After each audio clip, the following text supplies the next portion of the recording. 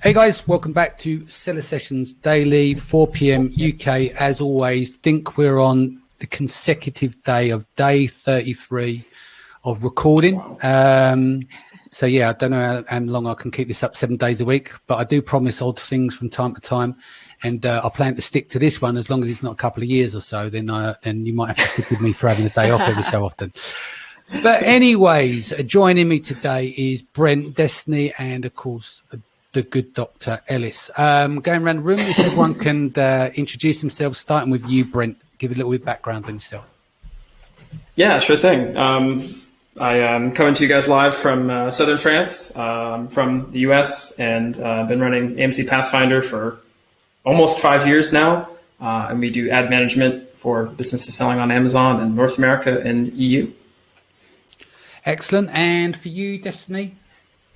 Yeah, of course. So I am based out of Bentonville, Arkansas. I manage Better AMS. So we handle, sponsor products, sponsor brands, sponsor display at scale. Been doing this for 4 years now, so it's all I know. Excellent. And to you, Ellis, sorry, I'm just going to start sharing these out to the group. That's why I'm turning away at the moment. Yeah, no problem. We syndicate to all the groups that are listed along the bottom.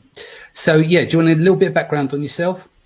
Well, I work with Danny. We started Databrill, and we're an ad agency focusing on Amazon PPC, sponsored products in particular, and happy to be on here.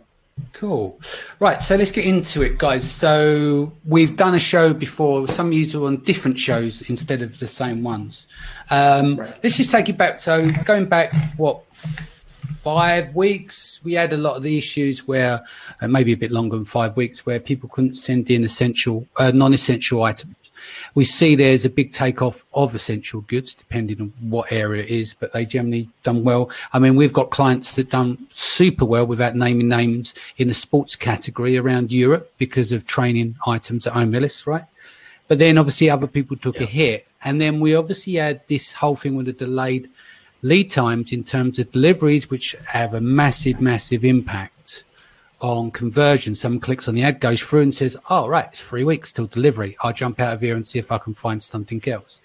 Obviously, these are changed now, the stuff that we've covered previously. What observations, starting with Brent, have you seen that's changed from the kickoff to the pandemic 4 or 5 weeks ago to what you're seeing now? Yeah, so maybe the two most notable things that I kind of combed through and looked at before this call is the massive drop in impressions. And I have a kind of theory about that. And I see both of you nodding as well. And I'm interested to propose my kind of hypothesis theory here and see what everyone thinks. And then the conversion rates taking a dive as well. So we've seen both of those things start to slowly stair step back up over the past 4 weeks. I'm looking at a dashboard we have right now of all our accounts in aggregate. And you can see the massive drop in impressions, maybe close to 48 or 49% from 1 week to the next. And then every week since, it's come back by a single digit percentage to where it is now. And we see conversion rate overall also making a recovery, slow but steady. Excellent. I'll quickly say two notable examples. Oh, sorry, you're still going. Is there some stuff there you want to cover? No, but I mean, CPC also is staying flat to where it's kind of fallen in the past 4 weeks. That's one thing I'm pulling out of the data here. Click-through rate is also up a lot. And that's related to my theory about the impressions. But I'll get to that in a later part. I want to let other people talk. Cool. I'm going to quickly say some hellos to the message board and those on the stream, and then we'll move over to Destiny. So Owen says, hi, everyone, win the day, which is part of what we were talking about yesterday, having 5 key things to win the day. Make sure you implement those tasks of the day so that you win the day. Andrew Bison, the 4 p.m. part of my lockdown routine is now making a cup of tea, grab a slice of cake and switch on the Danny show. I'm going to miss this part of the day when lockdown's over. Well, we'll see how long. We don't know how fucking long it's going to be. So you might be sick of me by then. Right, Tiffany, again, welcome back, Tiff. Good morning, ladies and gentlemen. Saval from Singapore, hope you're well. And then in the feed here, Oksana's joined us. Abe is here, Dimitri's here, Anna's here, Randy's back. So is Cindy. Sahal, hope you're well, brother. Yeah. So let's get into what's your thoughts, Destiny? Give me some rundowns similar to what Brent was saying, but your take 100%. from your agency. Yeah. So I think the biggest call I've seen, I've seen a lot of incredible agencies share data, and I don't think one thing has been too consistent across the board other than impressions and CPCs. So I had to pull out a few of our brands that crazily skewed data. But overall, we saw a major drop in impressions. And then our CPCs dropped like 17 cents from the beginning of March to what we're seeing now. So that's been really cool to see. But in terms of certain sales, certain click-through rate conversions, like I've seen a lot of big agencies share their total data, and it just doesn't completely align because I think it is so dependent on what's going on externally, whether or not your competitors are in stock, and then what your inventory situation looks like. You know, I have a few people that had FBM backups already there, so they didn't see a major drop. So if I were to share that information with my top line data, it's not going to line up with anyone else's. So I did a live a while ago, and the biggest thing was like, I'm not going to present to you any one size fits all solutions because it's so different across, you know, geography, where you're at, what your brand's doing. Like that's been the craziest thing, is just the fluctuations across accounts. Yeah. Makes sense. Ellis, I'll bring you in here as well. Well, let's see. It's really been kind of a wild ride. And to put it mildly, yeah. Yeah. So, you know, the first couple of weeks when things started going south were super, super busy for us as we were, you know, kind of like trying to figure out what's going wrong with back then we were just having tons of problems with auto and broad campaigns. So anything that wasn't exact was just, Amazon was just throwing so many bad clicks at it, it seemed. And so, you know, one could theorize about where that was coming from, but we ended up really turning off a lot, or seriously reducing a lot of the auto and broad campaigns. And at some point we'll have to look into, you know, turning more of it back on or back up. But yeah, conversion rate is definitely better now than it was in that particularly crazy period. And like Brent mentioned, there was this really fascinating change in the click-through rate. So we have clients where their click-through rate on around March 21st, it's basically doubled and stayed there. It's been coming down a bit, but in the last couple of weeks, in the last week. But yeah, like I said, wild ride. Yeah. So as you guys seen budgets changing, obviously we've got clients that slashed their budgets, and then there's clients that, you know, they just didn't make any changes and they scaled up the additionals, because if you're a sports brand and you've got at-home goods and you're selling them kind of items, you're just going to ride it, aren't you? You're going to take whatever you can get, and you still got to have one eye in stock and stuff. How is the impact on the budget changes? Starting with you, Brent. First, the guys were gone into defense and then switched back to offense. What did you see there? Anything interesting? We had surprisingly few clients that really hit the panic button really hard and wanted to just pull out entirely or stop spend. I would say maybe 25% of our clients had really, really grave concerns right away because they foresaw the categories that they were in were going to be hit really hard. And some of those prophecies, came true because they're all in on like one or two categories. And despite, healthy sales earlier in the month or the month prior, they were right to pull back on that. In some cases, we're paused with them too. Like we're not even managing things. They're running at a low level. We're going to come back probably later this month or early next month. So I think that was probably a good call. Other clients definitely communicated with us about what our strategy was, and I felt it's good to be proactive about that. I tried to send out a lot of messages and emails to get in front of it, so to speak. And I echo what you said, Ellis, 100%. We saw a lot of auto campaigns in particular just go like hog wild. Like it was like they must have a budget to control them because otherwise they're just all over the place. And it was kind of puzzling. I think it was because we've seen such a huge influx of new shoppers on Amazon and just people in general. The traffic is up. So yeah, I think keeping that under control was a big piece. Does that get to the question? Okay, Danny? Yeah, that's cool. Same to you, Destiny. Yeah, so I want to echo what Brent said about kind of emotional panic reactions. That was kind of the biggest thing. The moment that was announced, we had to hop on a lot of calls and basically talk through their strategy, see where their inventory was at. I think inventory had a bigger play on the budget decisions we made versus kind of the category they are in. So we had a lot of brands that were going to get hit with the inventory issue. So rather than just like completely pausing ads, we definitely slowed down and started focusing way more on profitability than like scalability necessarily. So that was a really huge play. We had probably around 20% of brands that kind of came to us are like, I think we need to completely stop. And then a lot of them were able to kind of adjust strategy. We've been pulling business reports kind of on a week-to-week basis, seeing how conversion rates have changed, then adapting our strategy to that. Overall, ACOS has increased by like 3%. But in general, it's just been kind of reallocating budget to what is converting well. We have one brand that typically does $3 million a month and they hit $20 million a month. So we've been taking those top tier products and driving a lot of budget to them and then just kind of slashing anything that is just crazily dropped in conversion, which is kind of like spring break style items. Saw a major drop in. Supplements doing fantastic, baby category doing fantastic, but is so category specific right now. Yeah, makes sense. Ellis, what's your take? So we also saw this thing where about 25% of our clients were hit negatively by the coronavirus. About 50% were basically the same as they were before. In that 50% group, maybe down just a few percent or something, but basically the same. And then 25% have just been doing fantastic.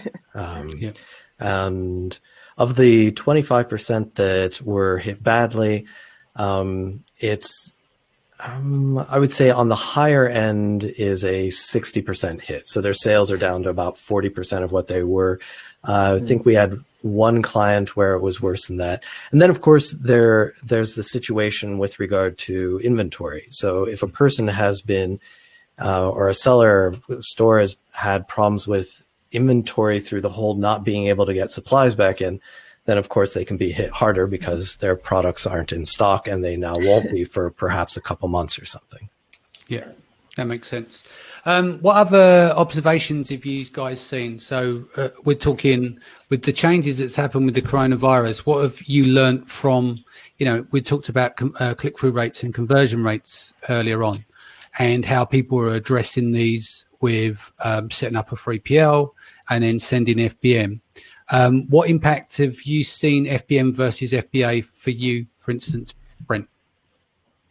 Well, I think Destiny had a really interesting point, which is a lot of her clients, their clients at you guys' agency, they had some sort of second party fulfillment capability besides FBA already in place, whether that's a 3PL or their own warehouse or some kind of backup where things are resting before they go to FBA. I think it's pretty clear the best model is to ship things to Amazon as just in time as you can manage, so you don't incur those storage fees and everything. And we also had a handful of clients that were ready to shift things over. And so for us, it was a matter of changing which SKUs we're advertising. It's the same ASIN, of course, but a different SKU. And, I think the news has since come out. Amazon is not in any way, penalizing FBM fulfillment now. It's not like Prime is the better option, which is traditionally the conventional wisdom, right? And which is why so many people do use that, or seller fulfilled Prime if possible, which is now almost like a dead program, but still exists for some of our clients. Some of them do use it. And that has been pretty eye-opening because now I would encourage clients to actually have a provision for that in place if they didn't before, some sort of backstop measure in case something like this happens again. Or the entirely realistic situation where there's like a second wave of reinfections and things have to go back under lockdown. Amazon's warehouse and fulfillment capabilities are compromised. Actually, Ellis, you might have heard this because you also live in Europe, but here in France, all the Amazon warehouses are closed entirely. Yeah, every single one of them. So that's definitely one of these black swan scenarios that maybe a lot of sellers in France never expected.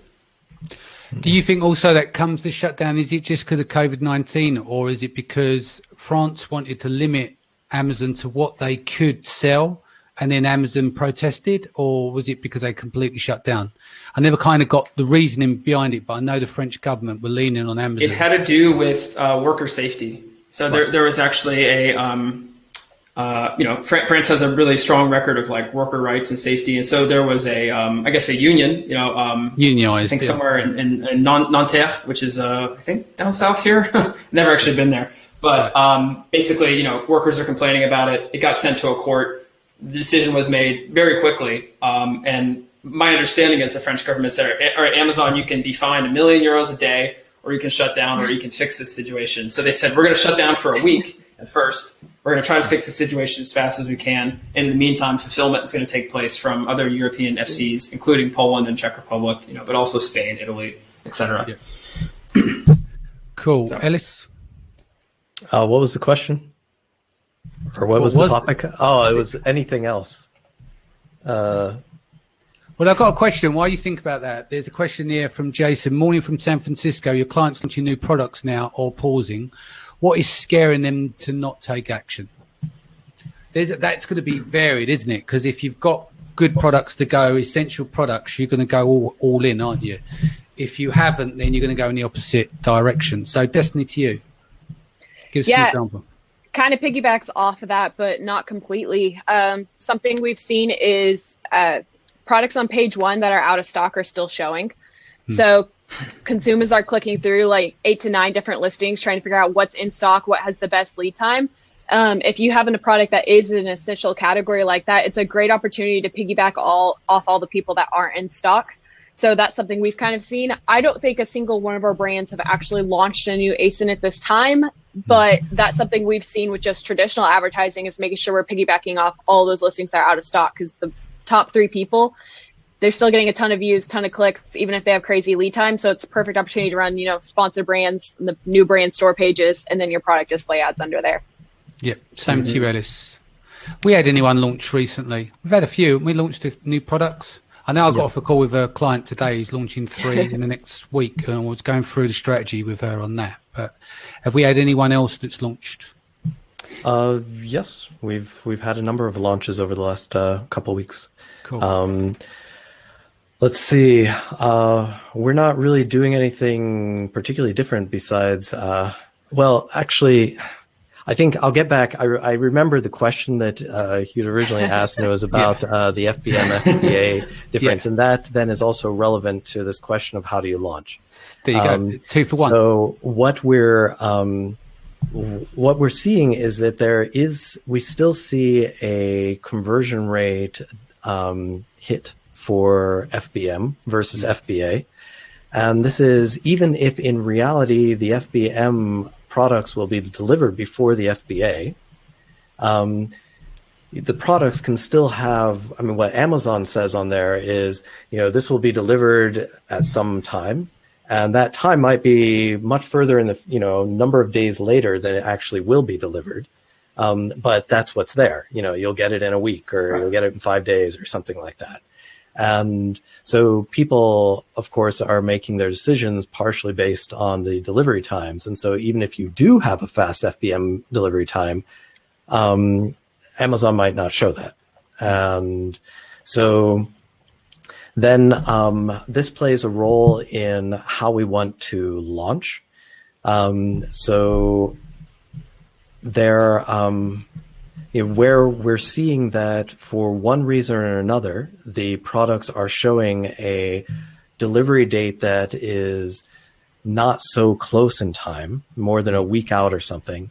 For some of the stuff, we're putting it off. We're saying, no, we want to wait until we have a shorter delivery time, at least one that's more in line with the better sellers in this niche. So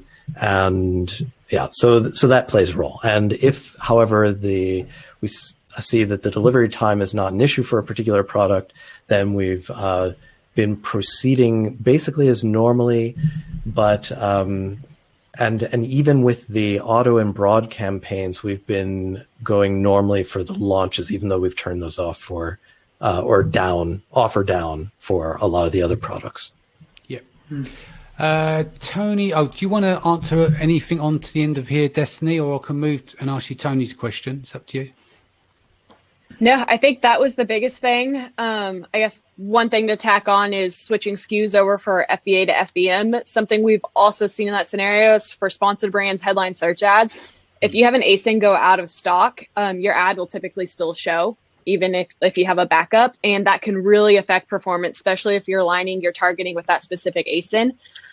So if you see a crazy spike in sponsor brand performance, check and make sure that all of the ASINs that are relevant with the keywords you're targeting are in stock. It's a pain to go through every single one, but that's been something we've seen a lot of fluctuations with. Cool. Is that where it shows up as only 1 or 2 products instead of all 3? Even if you have all 3, as long as your landing page has, 4 to 5, if one of the top products in the actual headline ad are out of stock, it'll still show as long as your other products are in. Sure. Okay. Cool. Right, so Tony says, my listings are getting the buy box over FBA. Is this due to the quicker delivery time? Also, many customers don't have Prime 2. Who wants to take this one? Anyone? Bueller? Well, I can say we've seen this phenomenon. Yeah. Us too, yeah. Yeah, but I don't know all the reasons. Right.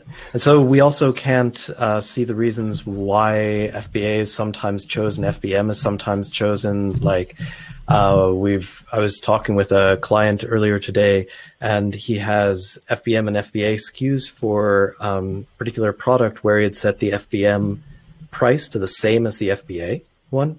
And he expected to have the FBA always have the buy box.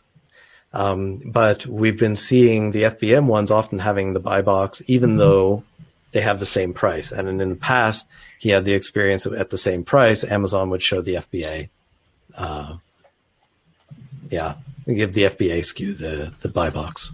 Makes sense. Yeah, can't really say much more about it.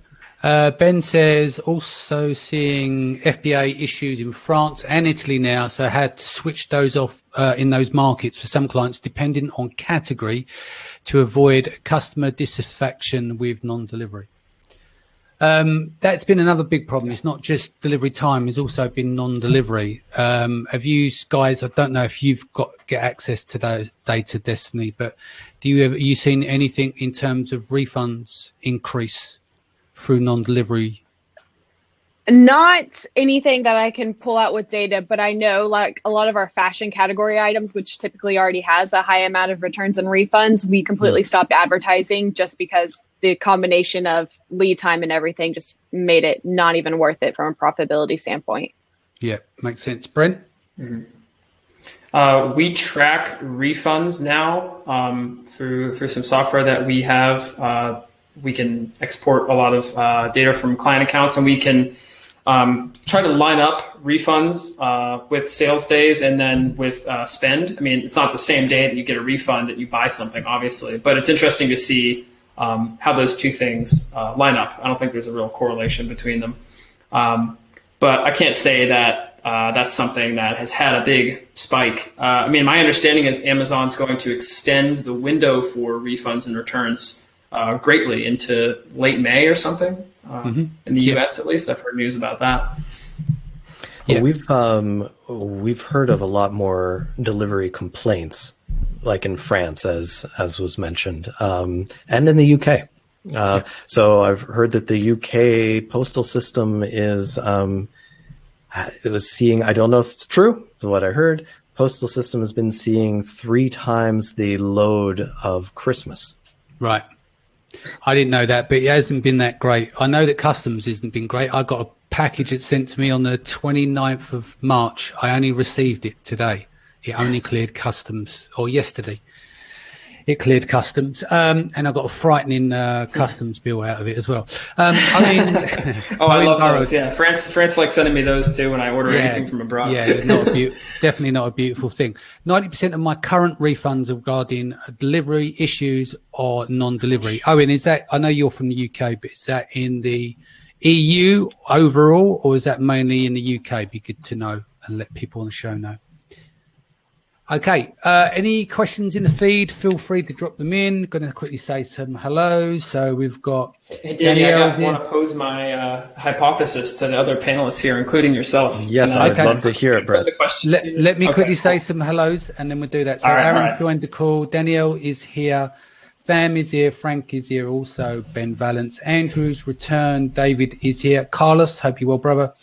Tony is, of course, he's answering questions there. Nanette is here. Chrisio as well. And, of course, Jason Chu who tunes in every day. Okay, so hypothesis away, my friend. All right, so we've seen two, and I confirm this with the both of you because we talked about it just now. I've seen two things happen, right? Amazon is intentionally trying to sell less. If you go on Amazon.com and you look at the list of things, which I did this morning, it's all like books, movies, digital downloads. They did have one little carousel devoted to sneakers for some reason, but for the most part, they're discouraging people from buying physical products right now, which is very strange. They've also dropped the incentives and bounties on the associates program like drastically. So people are, running those associate affiliate websites are making a lot less money and a lot less incentivized to send traffic. I think that's maybe a coincidence, but that's pretty nasty for those people. I feel for them. And then the other thing we confirmed is the drop in impressions. So my question for everyone is, why did the impressions drop so drastically? And on what particular days did you see that? And why do you think that is? I'm curious what you guys all think. So one thing that we saw for a lot of our categories was actually this ridiculous spike in impressions on like the 21st. I like network pretty closely with Silas from Lego, and he kind of called me and he was like, hey, have you seen this? And it was like 3x, 4x on certain days. Crazy spike compared to what our year-to-date numbers were. And then after 3 to 4 days of that, we saw a crazy drop-off. And now we're running, quite a bit lower than what we typically are. My first assumption was taking away, today's deals, because your auto campaigns do syndicate into those placements, and they get a lot of impressions and a lot of traffic. So for a lot of our brands, that was kind of one of the bigger issues that are consistently running deals. We saw a drop-off there. And the other big thing for me is, just like what you mentioned, there's a lot of external things Amazon does to listings to kind of influence placements based off geography and things like that. And in general, they're trying to influence traffic more towards essential items and things like that. So there's things happening that we're not even fully aware of, and we can probably never fully correlate the data to line up with. But that is 100% kind of what our assumption was as well. Cool. Ellis? So the date that we generally see for when the click-through rate increased was around the 21st of March. And our impressions are at, I don't know, maybe 60% of what they had been the 4 weeks before that. Just on average, I haven't actually calculated this. This is a gut feeling. And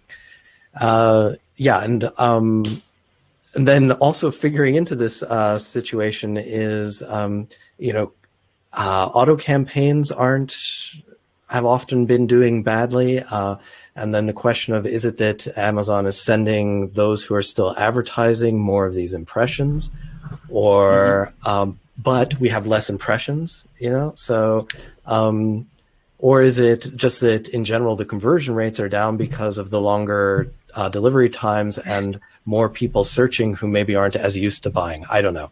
I'll be very curious to hear your thoughts, Brett. My theory, yeah. Danny, do you have any input for this one? I don't want to blow past you. You have no. Go on, you go for it. I'll just play host. Okay, well. Well, so my hypothesis, my theory here is that since Amazon simultaneously modified the shipping dates on the 21st, 22nd, and then also changed up a lot of ad placements on product pages, since a large majority of impressions come from product pages, yes, that is where we saw a drop. So what I did is, with a team member, we pulled reports for all of our larger clients that have a substantial amount of spend across not just the U.S., but in Europe, in European markets too. And what we found, I wrote this down just before we started. So the percentage of impressions coming from top of search is anywhere from 1 to 2.5% on average for a lot of these accounts. but now that's jumped for anywhere from 4 to 6% because the number of impressions from product pages has dropped substantially. And that started on the 21st, 22nd of March without fail in all the accounts we examined. I'm talking like 360,000 impressions one day, and then 100,000 the next day, and then it stays at 100,000, a little bit over for like a week. So in many cases that was like 70s into mid 80s%, and now it's high 50s to the mid 60s%. And if you look on a lot of product detail pages, you'll notice there's a lot less sponsored products carousels. I did see more today when I was looking around at one of our clients, but they're also in a category that's really doing quite well right now. So I'm not sure if that's part of the reason. This is the part that's anecdotal. I can tell you the data part, which I gave some numbers there. But my feeling is that the combination of those two things is why we're seeing less impressions. And what that led to is a giant spike in click-through rate, because a much higher percentage of our impressions are top of search. And that's going to go ahead and give you the spike in click-through rate if up to 8 or 9% of your impressions are now in that prominent placement. So that's my main theory hypothesis. I'd be really interested to see what you and other people have to say about that, because that's what we found looking through some of our bigger accounts. Yeah. Sorry, go ahead, Ellis. No, please go ahead, Destiny. I ran the same report this morning on performance by placement, because now they're kind of influencing where sponsored products related to used to be is now kind of that sponsored brand ad, which has brands related to, which isn't product specific. And I think that kind of aligns perfectly with your theory as well. When you're not seeing 30 different images in the carousel of actual products price reviews, but instead you're seeing a brands related to, I think that has a major effect on impressions. When you have to specifically put in an ASIN for product targeting, it takes much more time rather than having an auto campaign, syndicating that placement. Makes sense. Ellis? Yeah, that's related. So the theory seems consistent. The Brent about the fewer ads on the product placements. So like I'd mentioned, we've seen the click-through rates go up as much as 2 times for some clients, and that fits in well with the impressions being down to about half of what they had been the previous 4 weeks. And interesting that we have not seen a decrease in clicks in general. I mean, some accounts, yes, but in lots of accounts, we've not seen a reduction in clicks. And the cost per click has been relatively steady with a slight downward trend. Just adding some extra data points to the thing. Yeah, I can agree with that. We've had a slight downward for cost per click. We were at 61, 60 cents, and then, we're at about 54 the last couple weeks here, 54, 53, holding pretty steady. And clicks took a dip in the week of March 15th and March 22nd, but then they came back pretty shortly thereafter. So Suraz says, Edin from Pakistan, any comments regarding running brand awareness campaigns, seeing the surge of traffic in recent time for non-essential items? Destiny, this is your world. Yeah, 100%. So there's quite a few things we're doing here for brands that have the inventory in place and want to push. One of the big things is running every single different type of product targeting on the product detail page due to out of stocks and inventory issues for some of the big name brands. Anything that has a delay or is out of stock, we're really pushing ASIN targeting from Seller Central, sponsored display product targeting, sponsored brands product targeting. All of those are big because now they're showing up as the big placements under the buy box and then the brands related to. Another thing that we're doing is really, really top of the funnel video and search campaigns. So typically, we focus on really highly relevant keywords just due to conversion and ACOS reasons. But video and search is still pretty not competitive. So we're running, video and search on as top of the funnel as you can get. So if we have, a health and beauty product, maybe a skincare product, we're targeting keywords that are health and beauty, health products, things like that. And we're still seeing really decent ACOSs. The CPC decrease is something I think a lot of us are seeing across the board, which gives great potential for just increasing bids, targeting more top of search and higher funnel keywords because we can maintain the same ACOS. So that's kind of been our biggest focus. Gotcha. Just to follow up with what Owen was saying earlier on, so he said, to be fair, this is across all EU markets, which goes back to what he said, 90% of my refunds are regarding delivery issues or non-delivery. He's saying it's not just UK, it's EU. Daniel was saying, I'm finding Royal Mail, Track 24 and 48 parcels are all still being delivered fine across the UK. Sherez says, again, he's seeing overall a surge in traffic for e-commerce in general. My theory behind that is when Amazon's not selling non-essential items, people has to go and shop elsewhere. So therefore, other marketplaces and Shopify and Magento sites, etc., is still going to get that traffic as well. And there's also people out there who don't maybe trust Amazon. I know my mum is like anti it because she once had card fraud about 50 years ago, so she won't shop on Amazon no more. So she even asked me for I got her address off her yesterday to send her some masks over, and she said on Facebook, "Can you delete it for me after?" Like she wanted me to delete it just in case it's there. So you got that end of the scale where people won't shop on Amazon because they don't trust. And I think Joe Reichfeld, who comes on the show here, he's like an Amazon consultant that doesn't shop on Amazon as well. What else we got here? Since many people jump on essential products, what do you think about preparing and launching non-essentials within the next 2 to 3 months? I think you got to watch, is the curve flattening? That I know, as crazy as it sounds, like I've got 3 data boards that I reference. And if I'm looking at stuff, I'm looking for when optimism returns, and I'm looking to see if the curve is flattened. So depending on the territory, and if you're launching non-essential items, I would use that as partly as the guide as well, because once the curve flattens, optimism returns, people become more comfortable, and it may not be the same as going back to normal, but what it does, it shows a light at the end of the tunnel. And so what you have to do, you have to have your crystal ball, and you have to think ahead. It's like, do I hedge my bet? Do I wait like a lot of people, or do I plan for when the curve flattens? That would be my take.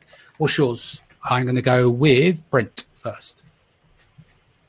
Well, let's assume that by mid-late summer, a lot of countries, that are currently undergoing some severe lockdown and a lot of cases and fatalities, unfortunately, are going to be in a better place. So, if consumer confidence and spending power is back, if you launch something that's conducive to the warm months, that sounds like a great thing.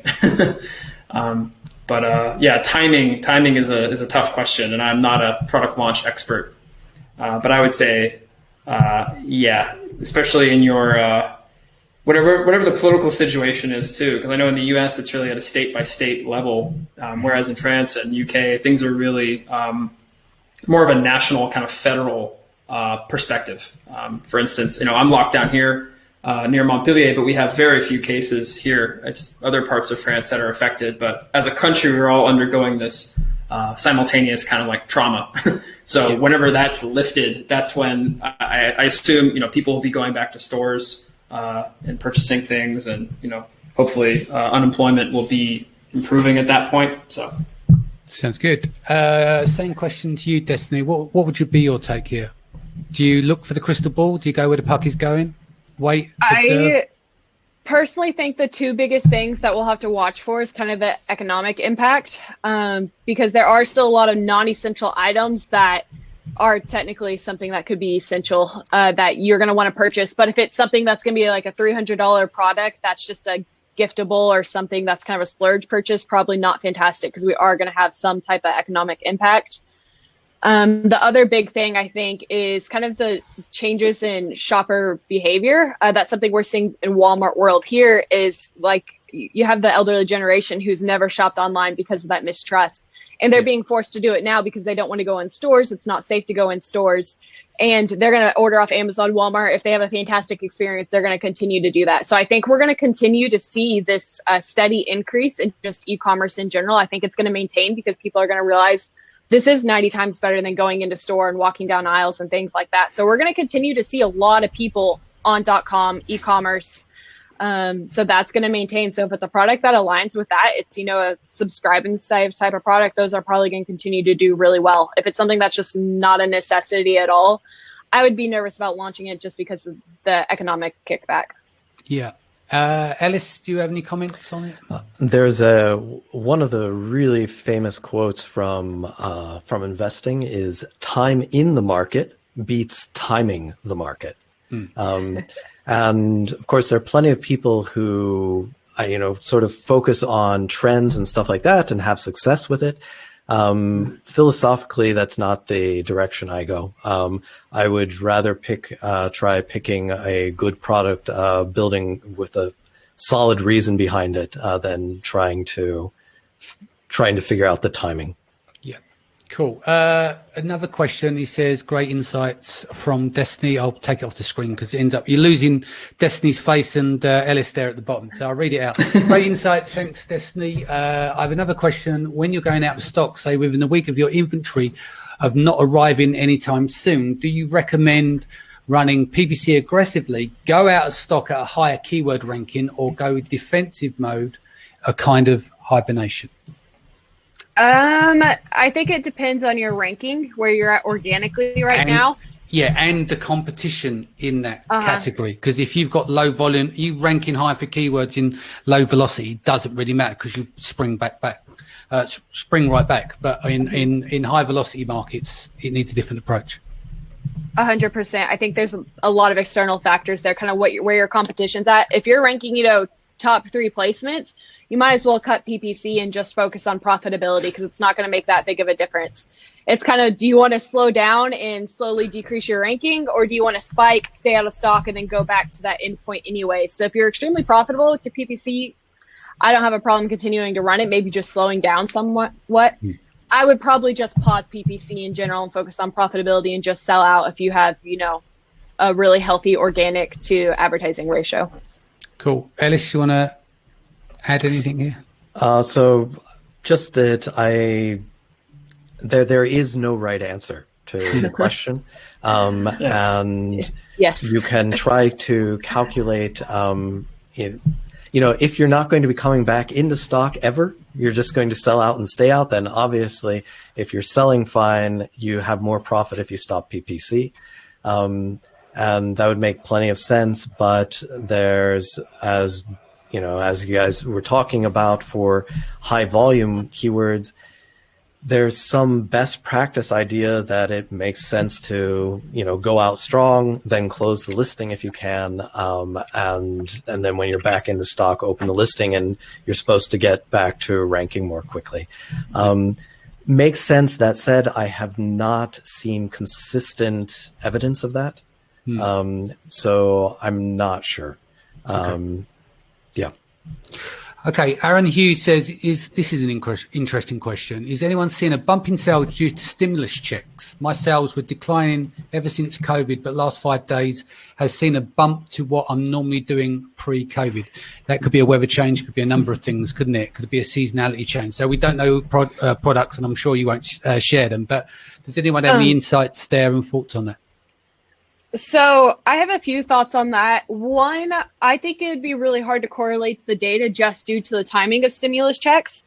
I know that across the 5 days, it's not like they got 100% of stimulus checks out on Monday and you could see an additional spike. So I think that affects things by a lot. And I think it also is really category dependent. There may be some correlation there. I think it would just be really hard to correlate because I know some people around here didn't get theirs until yesterday. Some people haven't got it. So that would be really hard to correlate. We did have...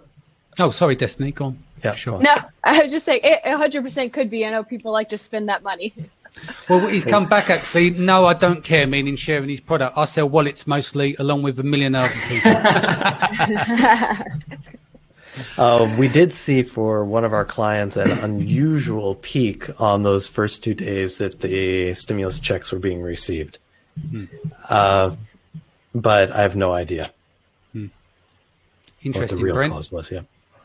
Yeah, I have nothing more to add about that hasn't already been said. Okay. I think that it's going to be months until everyone gets all the checks. So it's not like there's a immediate, 100 million Americans receive checks. It's more like, I think it's a kind of like tapering off, a rocky road. It's not like a steady graph. Yeah, Aaron just he just messaged into the group again. After say I don't care, I sell wallets mostly along with 1 million other people. He said, "Copy me if you dare." Aaron's spoiled for a fight. Yeah, he is. Okay. Francesco says, my sales have exploded since the whole pandemic started, but I've noticed in the last 3 days they've slowed down drastically, but I still have high BSR on all of them. Putting the pieces together, shoppers aren't buying as much right now because of the high wait times are becoming a norm. They purchase a product and get it 3 weeks later. Anyone got any insights there? Just sounds like a reasonable hypothesis about what's going on. Yeah, that makes sense. No, it's just because I think the real question he was posing a statement and a question, but I still have a high BSR on all of them. Maybe we could unpick that. Anyone want to take that one? Does he mean a low BSR or a high BSR? Probably means a good one. Yeah. Yeah. So a low one. Yeah.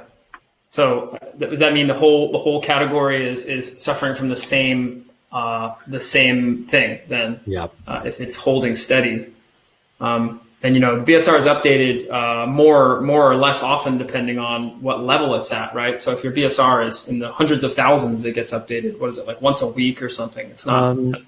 No, Brent. We see it gets updated about every 90 minutes to 4 hours, depending on the marketplace. Oh wow. Okay. Is it kind of marketplace, not numbered? Yeah, it's across the board completely. Yeah. Oh wow. Okay. Everything basically all at once. And he wouldn't probably say this, but Ellis is on the algorithm team at Jungle Scout as well, so he's got a bit of knowledge in this. I trust his word. Don't worry. Yeah, a bit of knowledge in this area. Okay, Dennis, how would you evaluate a PPC agency? How would you separate the good ones and the bad ones? That's a brilliant question. Love that. Let's get into that. Yeah. Let's do this because, let's do this. I love this question. Right, Brent, you go first, and I'll take my turn on it after Destiny. Okay. Let me try to gather my thoughts here. So I think one of the first things would be how communicative they are with you. If they have a lot of hesitancy to like jump on a call or answer, emails or messages with a reasonable turnaround time, that's probably a red flag. Also, you should be able to ask them, what their plans are for the future, what their strategies are. Not down to the keyword and bid level, because that's irritating. Don't do that for agencies. But what's their plan for the future? Okay, how you see the growth? What kind of launch strategy do you have? How are you going to handle these products?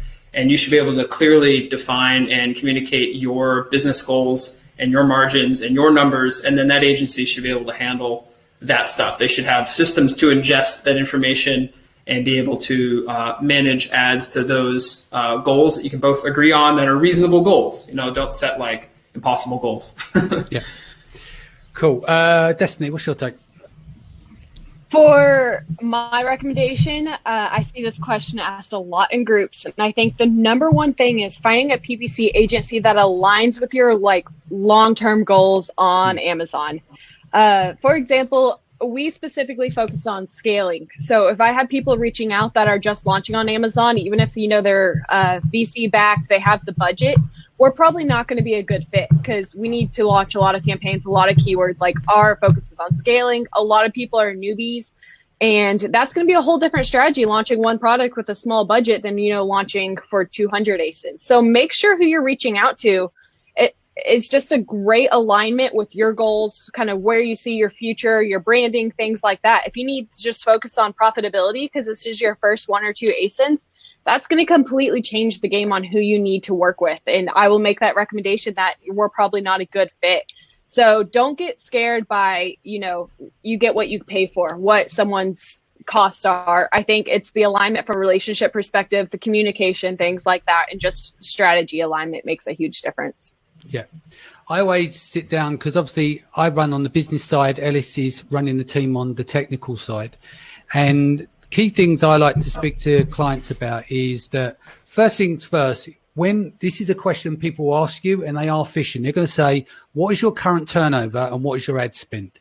These are 2 very important questions. They're not just prying. People want to know to see if you are a fit, like Destiny says. I would argue that unless you're spending between 8 and 10 grand on ads per month and doing close to $1 million or above, to use software rather than go with an agency, unless, of course, you are utilizing someone that is optimizing your ads for a few hours, either per week or per month, because it's got to fit your total ACOS, or it wouldn't be relevant. Now, to separate the good ones and the bad ones, that's again going to be difficult. But going back to what Brent says, is the level of communication. Anyone who tells you exactly what results they're going to get you in 3 months' time is talking utter bullshit. They're lying to you. They just want to take their first 3 months worth of checks off you, right? That's what they want. Always look and see what there is. If there's a setup fee, and it's a high setup fee, if there's an ongoing fee, obviously there will be an ongoing fee. But look at the small print. If someone sticks in there 6 months, that you have to leave in you got 6 months before you can leave the contract, or that's a massive red flag as well, because that is a salesperson selling on an agency. That's not an agency taking care of the end customer. The job of an agency is to hand pick as well. Like we as an agency are interviewing you as well. If you're going to be a complete fucking nightmare who's going to email 15, 20 times a day and taking up all the time on that budget, you're going to be the worst kind of customer that anyone wants. So what you've got to look at is, what type of customer are you? Are you respectful? Are you looking to work with the right people to be a partner? So there's a lot of red flags that come on either side. And I commonly see in groups is like, who is the best agency out there that I can trust? Like, no one can be trusted. Do you know what I mean? And I would say probably a Facebook group is not always a great place to ask those questions. What you should do is ask people who are selling at your similar level and get references. Who do you use? How do they treat you? What's the monthly calls like? Do you get reporting from them? You know, have they delivered on what they can promise? Like, everyone has a strategy, and you can deliver these strategies. But what you can't say is, okay, right, we're going to take your account up by 60, 70%. You can see if there's uplift in the account. You see there's a possibility for growth through the keywords and the initial data research. But what you can't guarantee is the end result. So always understand is, if someone's pushing you to say, oh yeah, but if you get this done, you've got to get this over the line by tomorrow, or the price will go up, ignore that scarcity bullshit as well. What you want to deal with is human beings, right? You want to know that they're trustworthy. You want to know that they're going to look after you, and you want to know that they're going to be straight with you and tell you the stuff even you don't want to hear.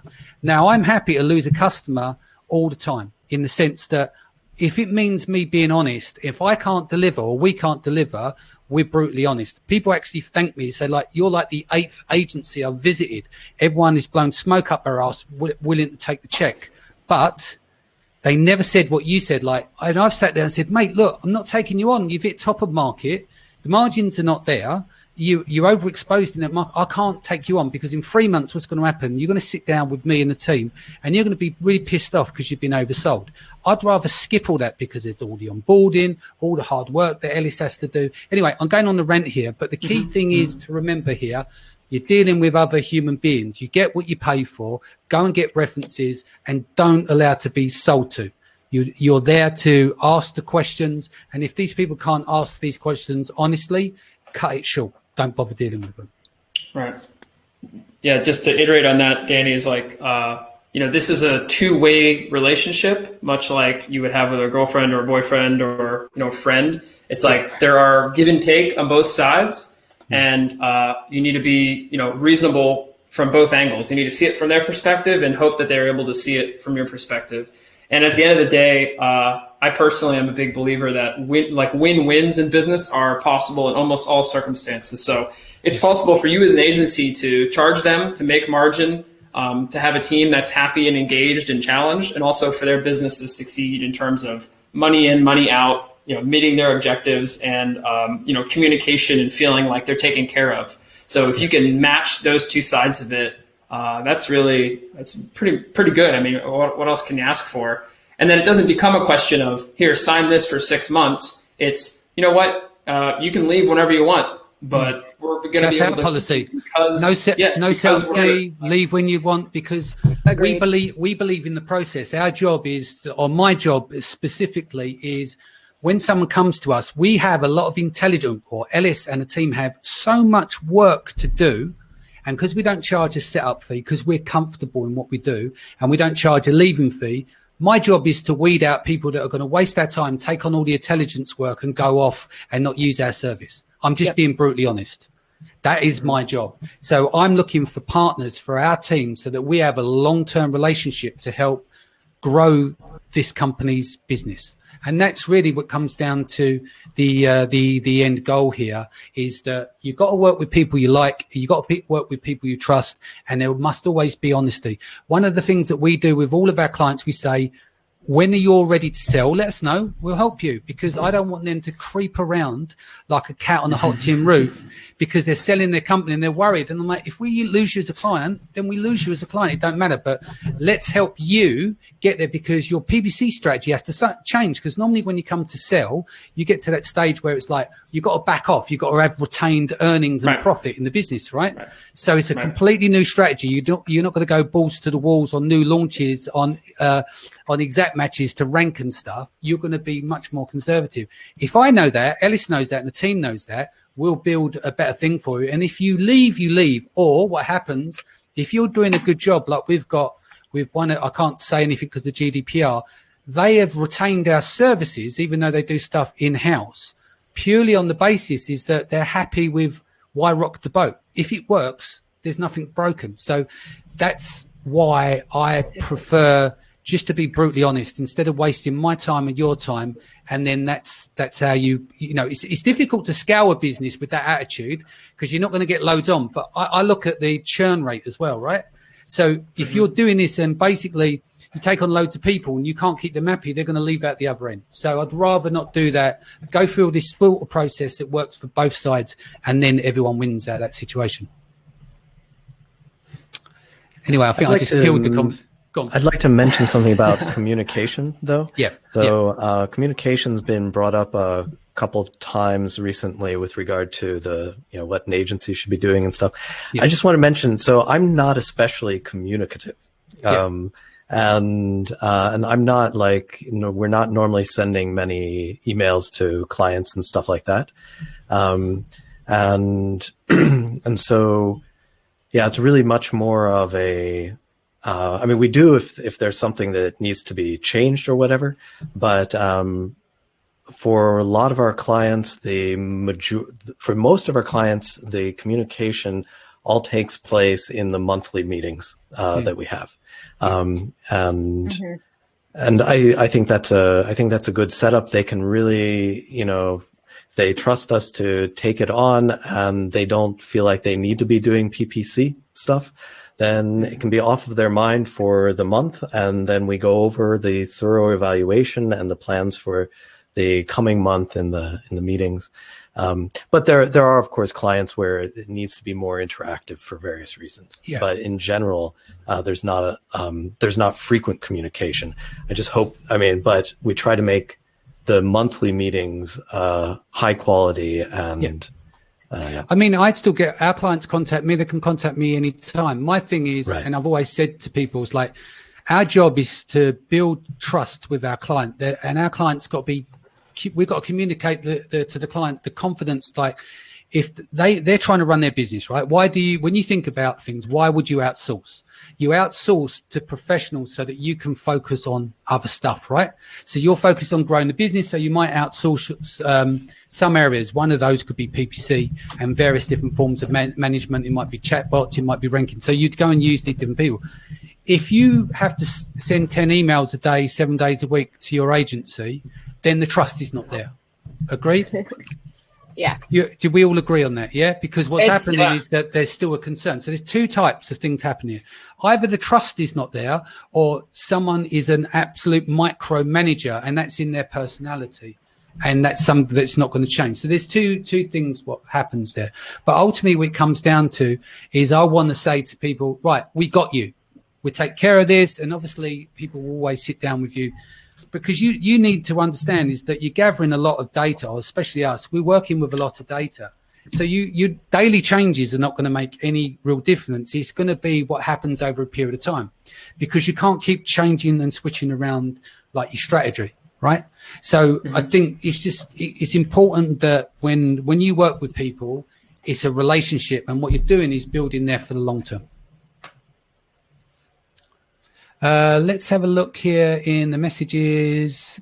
Great panel here. You guys are rocking this session. Tony says, what is the best business tools you recommend to small business? Do you use Dropbox? I mean, you got Dropboxes, loads of little out there. You can upgrade your Google Drives or use Google for Business as well. Holly says, I normally hate listening to PPC chat, but such a great panel and discussion today. Thank you, guys. Selva says, lots of golden nuggets dropped. Great session. Jamie says, absolute gold, Danny. Wow, I think he meant my rent.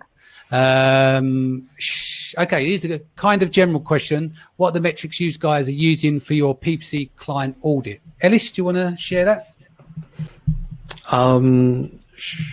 Let's see. That's the bits that you can share.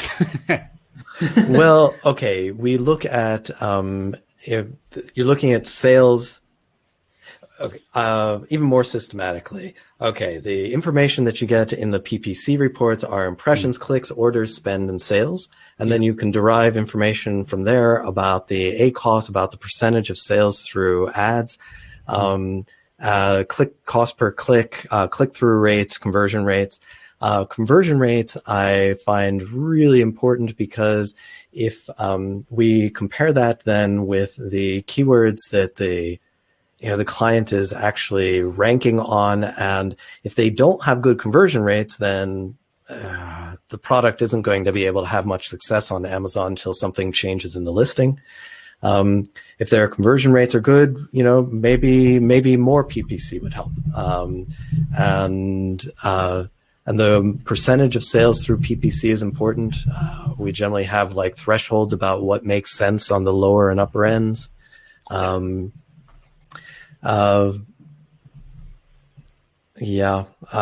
are, you're going to be looking at things like, can you help this person, or does it either, and the help could either be maintaining or growing. And, the third one is defensive, just, kind of optimizing things so that their competitors who are also trying to optimize things don't overtake them. And so, yeah, I mean, it's really a big picture that varies so much between clients.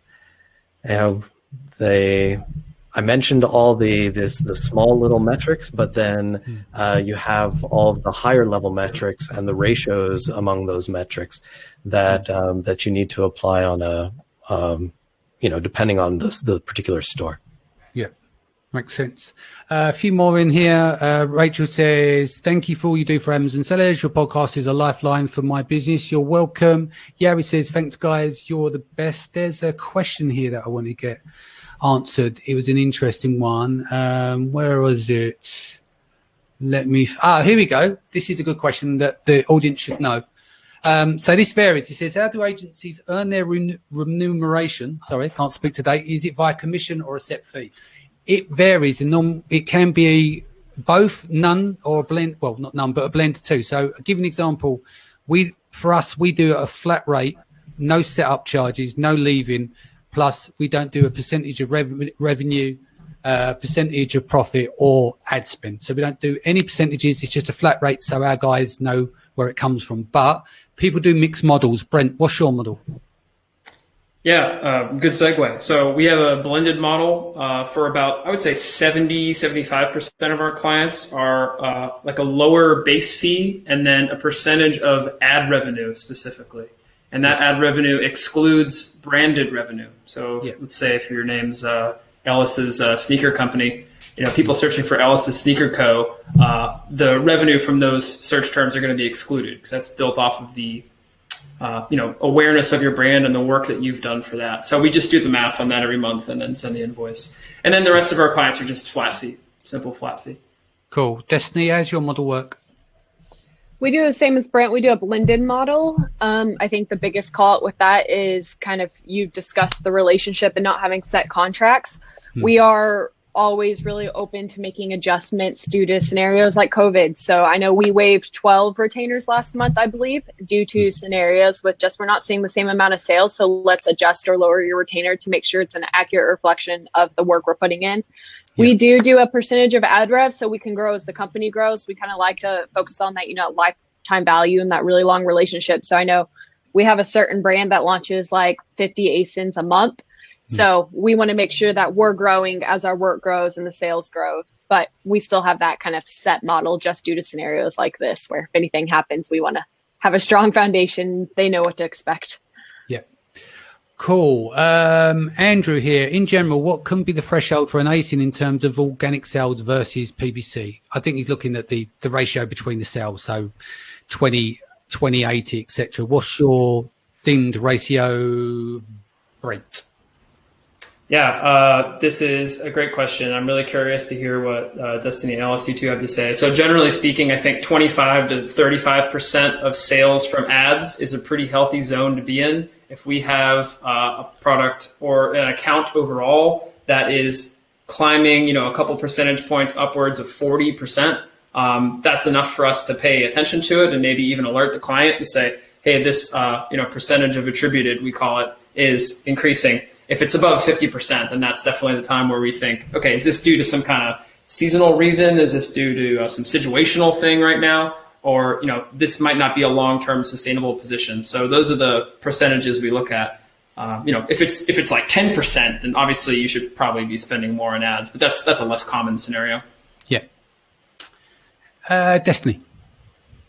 Yeah, typically the exact same metrics. Of that, around 30% we typically see from PPC. 20% of that's typically sponsored products, and 10% is typically sponsored brand, sponsored display.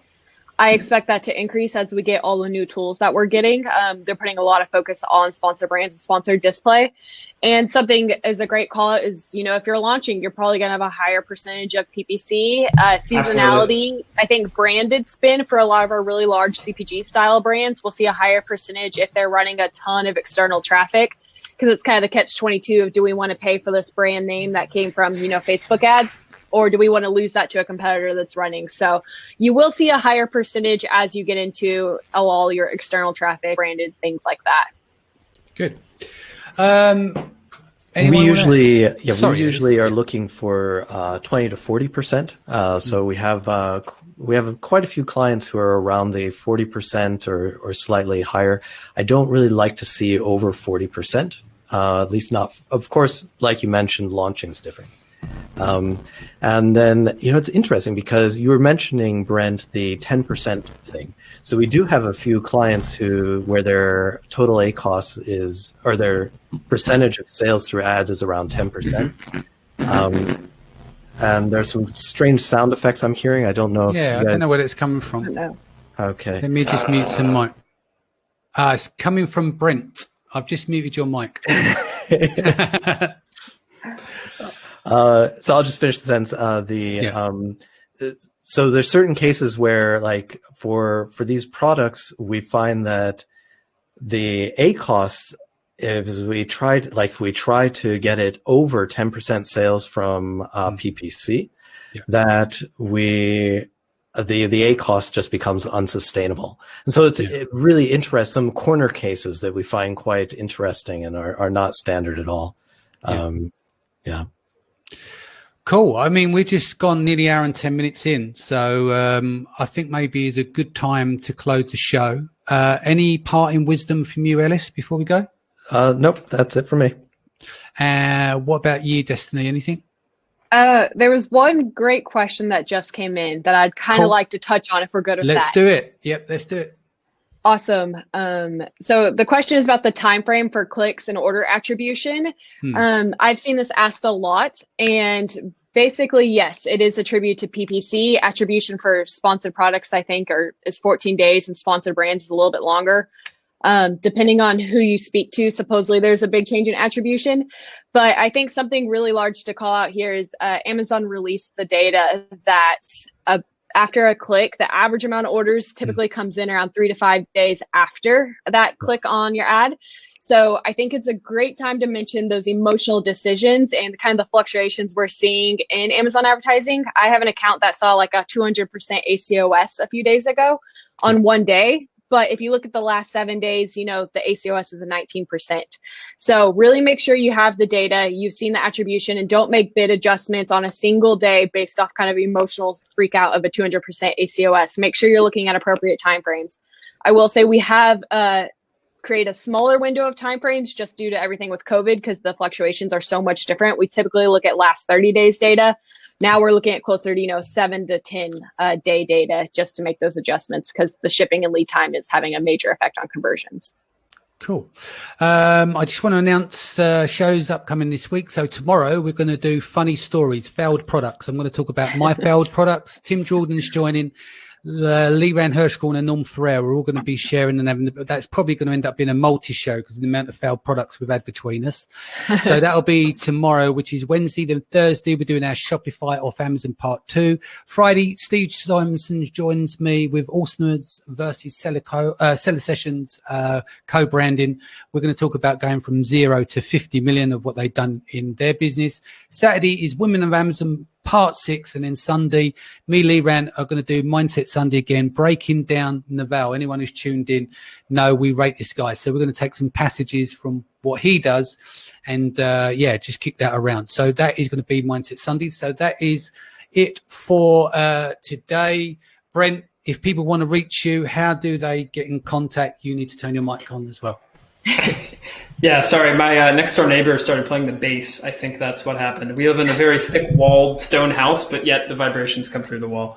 You can find me at hello@AMZ Pathfinder, or just come to amzpathfinder.com. And just one last comment to pile on what Destiny said. If that person's wondering, the clicks for the sale are attributed, the sale is attributed to the day the ad was clicked, right? That's my understanding. So if that sale happens 5 days later, it doesn't show up on that day. It shows up on the day the click happened. Just to be clear about that.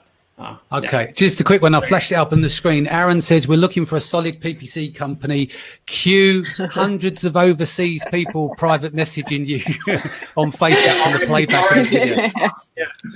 RIP your inbox, man. Yeah, rest in peace your inbox, yeah. Destiny, how can they reach you? Yeah, just reach out to me on Facebook, LinkedIn, or, check us out on betterams.com, or, just reach out, send me a DM. Cool. Ellis, how do they get us? They write to you, Danny. Yeah. Well, after my little rant earlier on, I think we won't have so many new clients, will we, from that rant? But you got to be honest. Yeah, they're going to be scared. 1,000%. You have to, look, Destiny. You agree with everything I said, right? Or most of it. Yeah. Apart from the swearing. Yeah. I turn people away just as often as I bring them on board, because it hurts our relationship. We've had people that if they tell me they want a weekly call, it's typically a red flag. Yeah. Cool. Right. Appreciate everyone in the feed. And Lee says, thank you all. Appreciated. Anna says, thank you for a great session. Jason says, great conversation, guys. Hey, guys, great show. Pat said, very good show. Thanks all. Enjoyed this a lot. Take care. Jamie says, love your content, Destiny Wishon. Appreciate you. We all appreciate Destiny. Andrew says, take care. Surely what does it say? Surely going to be an interesting show. I think you're talking about the ones I read out earlier. And again, thank you, Destiny. You've got a lot of fans here today. So let's sign off. I'll be back here 4:00 tomorrow. Again, thank you so much, guys. Stay in, stay safe. Take care of your family. Lots of love. See you tomorrow. Take care, everyone. Bye-bye. Thank you, guys. Au revoir.